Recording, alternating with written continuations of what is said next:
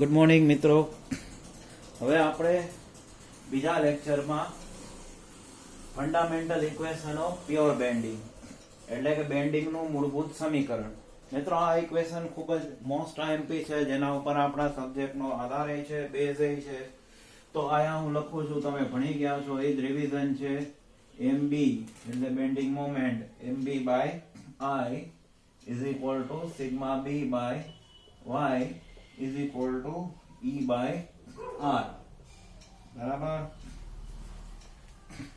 તો આ પરીક્ષામાં પૂછાય છે એટલે જ કરવું એવો મતલબ નથી, પણ આમાં બધાયના તમને નામ આવડવા જોઈએ. MB બરાબર શું થાય? Bending moment. બરાબર. ગુજરાતીમાં બેન્ડિંગ મોમેન્ટ. પછી I શું થાય? યાદ છે કોઈને SM માંથી? Moment of inertia. યુનિટ યાદ છે કોઈને? મોમેન્ટ નો ફોર્સ ગુણ્યા પરપેન્ડિક્યુલર ડિસ્ટન્સ એટલે ન્યૂટન મિલીમીટર માં હોય. મોમેન્ટ ઓફ ઇનર્શિયા mm⁴ માં હોય.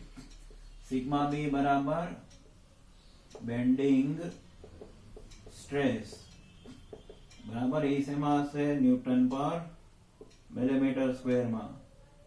Y આપણે છેલ્લે લઈ જઈ. E બરાબર યાદ છે? યંગ મોડ્યુલસ, અથવા બીજું નામ શું છે? Modulus of elasticity. એનો એકમ શું હોય? ન્યૂટન પર મિલીમીટર સ્ક્વેર. અને R એટલે ત્રિજ્યા નહીં, રેડિયસ ઓફ કર્વેચર, જેનો યુનિટ મિલીમીટર માં હોય. અને Y બરાબર કોઈને યાદ નહીં હોય એટલે હું જ કહી દઉં, distance between neutral axis to extreme fiber. બરાબર. હવે આ રેડિયસ ઓફ કર્વેચર સમજી લઈએ. આપણે જે સળિયો લીધો તો એને ઉપરની સાઈડ બેન્ડિંગ આપ્યું જો, તો આમ શેપમાં આવ્યું. આ બાજુ આપણે બેન્ડિંગ મોમેન્ટ આપી દીધી એટલે સળિયો વળી ગયો. હવે આ ન્યુટ્રલ એક્સિસ છે, જો આ છે ન્યુટ્રલ એક્સિસ છે.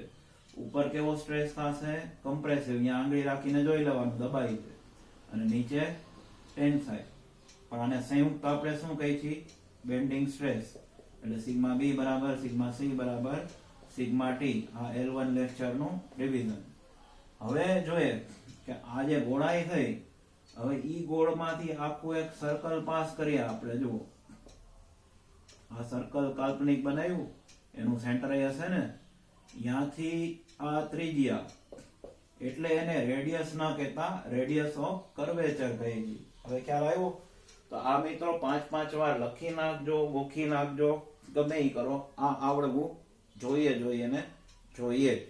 બરાબર. આના ઉપર આખો બધો આધાર છે. બરાબર. તો આટલું નોટ ડાઉન કરી નાખો, પછી આગળ વધશું L3 લેક્ચરમાં.